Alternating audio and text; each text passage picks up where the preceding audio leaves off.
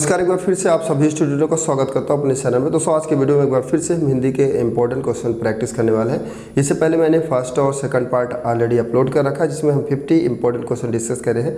आपने नहीं देखा तो डिस्क्रिप्शन में लिंक दिया, वहाँ से आप देख सकते हैं। फिलहाल इस पार्ट के अंतर्गत जो थर्ड पार्ट अपलोड करने वाले हैं, इसके अंतर्गत हम 50 यहाँ पर 25 important once again question discuss करने वाले हैं। तो रिक्वेस्ट इतना है, वीडियो के अंत तक आप प्लीज़ बने रहें।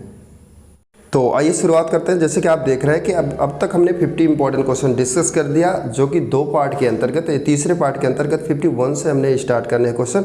रचना के दृष्टि से शब्दों के कितने भेद होते हैं, मोस्ट इंपॉर्टेंट क्वेश्चन हर एग्जाम में ऐसे प्रश्न एग्जाम में पूछे जाते हैं। तो 2, 3, 4, 5 इस तरह से दिया गया है। तो आपको बताना चाहेंगे कि प्रश्न के अकॉर्डिंग जहाँ पर बी अल्टरनेटिव मतलब 3 आपका पूरी तरह से राइट आंसर होगा। नेक्स्ट क्वेश्चन की बात करेंगे। 52 नंबर का प्रश्न है कि संज्ञा के कितने भेद होते हैं दोस्तों। तो संज्ञा के भेद की बात करेंगे तो यहाँ पर आपका सी अल्टरनेटिव आपका पूरी तरह से राइट आंसर होगा। 5 इज राइट आंसर। 53 नंबर प्रश्न की बात करेंगे तो प्रश्न है कि विकारी और अविकारी शब्दों के कितने भेद होते हैं। तो यहाँ पर 2, 4, 6, 8 इस तरह से अल्टरनेटिव दिया गया है। आपको बताना चाहेंगे कि यहाँ पर 8 आपका पूरी तरह से राइट आंसर होगा। अगर कारक पूछता है कि कारक के कितने जो है प्रकार या भेद होते हैं, तो कारक भी 8 प्रकार का होता है दोस्तों। अगर विशेषण पूछता है तो 4 प्रकार आप बोलेंगे। और यहाँ पर अगर सर्वनाम की बात करता है तो 6 आपका पूरी तरह से राइट आंसर होगा। फिर नेक्स्ट क्वेश्चन की बात करेंगे। 54 नंबर का प्रश्न है, इनमें से कौन सा शब्द संज्ञा से जो है बना हुआ विशेषण है। तो आपको बताना है। कृपा, जाति, नमक और जो है कुलीन दिया गया है। तो आपको बताना चाहेंगे कि कुलीन शब्द जो है प्रश्न के अकॉर्डिंग पूरी तरह से राइट आंसर होगा। 55 नंबर का प्रश्न करेंगे यहाँ पर डिस्कस दोस्तों। तो यथा समय में समास कौन है। तो यहाँ पर अव्ययी भाव आपका समास होगा। मैंने आपको ऑलरेडी जो है फर्स्ट या सेकंड पार्ट के अंतर्गत बताया था कि किसी भी शब्द के आगे यथा, हर, प्रति, दिन ये शब्द अगर जुड़ते हैं दोस्तों तो वो जो है अव्ययी भाव समास के अंतर्गत आ जाता है। फिर नेक्स्ट क्वेश्चन की बात करेंगे। 56 नंबर प्रश्न की बात करेंगे। तो प्रत्येक समास हैं, तो प्रत्येक के जो वर्ड दिया गया है इसमें बोला कि इसमें समास कौन है। तो जैसे कि मैंने अभी आपको बताया, यह भी अव्ययी भाव समास के अंतर्गत होगा।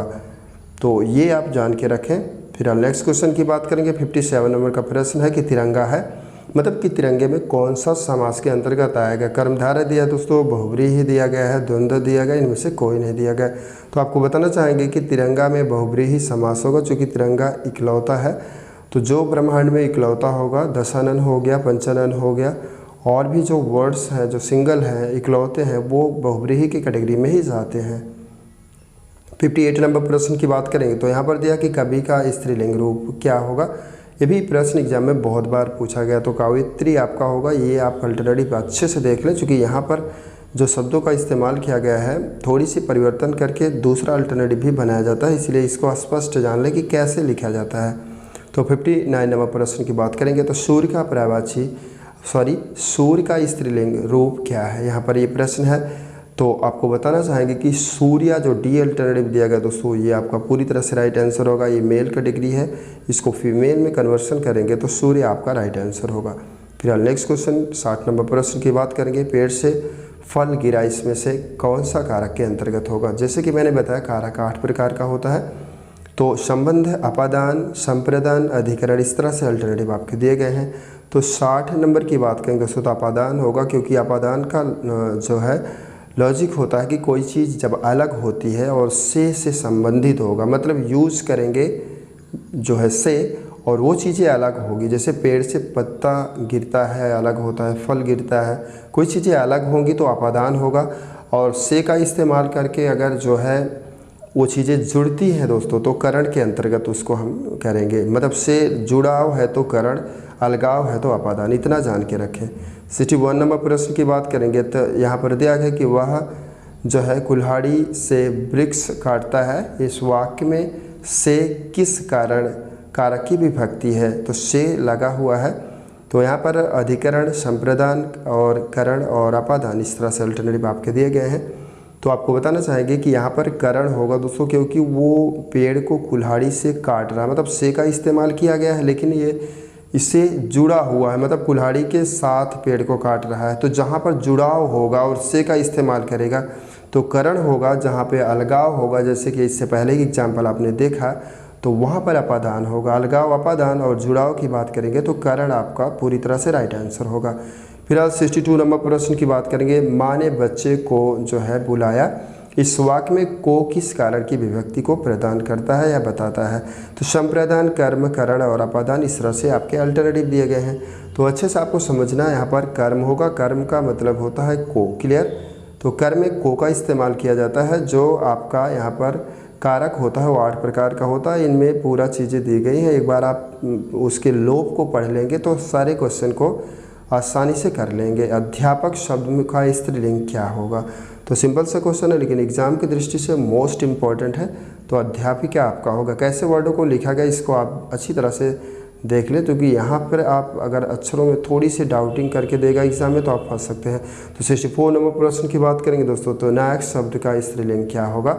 नायक का स्त्रीलिंग नायिका होता है, जो कि सी अल्टरनेटिव में दिखाई दे रहा है। तो आपका सी अल्टरनेटिव ही राइट आंसर होगा।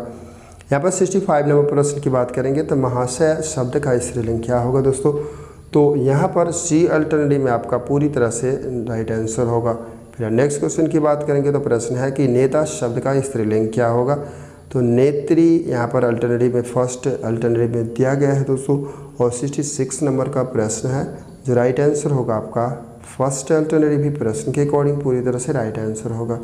फिर नेक्स्ट क्वेश्चन की बात करेंगे। दाता शब्द का स्त्रीलिंग क्या होगा। तो दाता का स्त्रीलिंग की बात करेंगे तो यहाँ पर जो डी अल्टरनेटिव दिया दात्री वर्ड का इस्तेमाल किया गया वो पूरी तरह से राइट आंसर होगा। फिर यहाँ पर नेक्स्ट क्वेश्चन की बात करेंगे। 68 नंबर प्रश्न है कि इंद्र शब्द का स्त्रीलिंग क्या होगा। तो फिलहाल इस वीडियो में मैंने ज़्यादातर जो है मेल फीमेल भी डिस्कस कर रहा हूँ, जो कि एग्ज़ाम की दृष्टि से बहुत इंपॉर्टेंट है। हर एग्ज़ाम में यहाँ से प्रश्न बनते हैं तो आपको प्रैक्टिस तो करना पड़ेगा। तो प्रश्न के अकॉर्डिंग इंद्र का इंद्रानी, आपका जो इंद्रानी वर्ड का दिया सी अल्टरनेटिव प्रश्न के अकॉर्डिंग पूरी तरह से राइट आंसर होगा। फिर नेक्स्ट क्वेश्चन की बात करेंगे दोस्तों। तो यहाँ पर दिया है कि यहाँ का उच्चारण स्थान के अल्टरनेटिव दिए गए हैं। तो तालु जो वर्ड दिया गया सी अल्टरनेटिव प्रश्न के अकॉर्डिंग राइट आंसर होगा। 70 नंबर प्रश्न की बात करेंगे। उ जो है ध्वनि का उच्चारण स्थान आपको बताना है।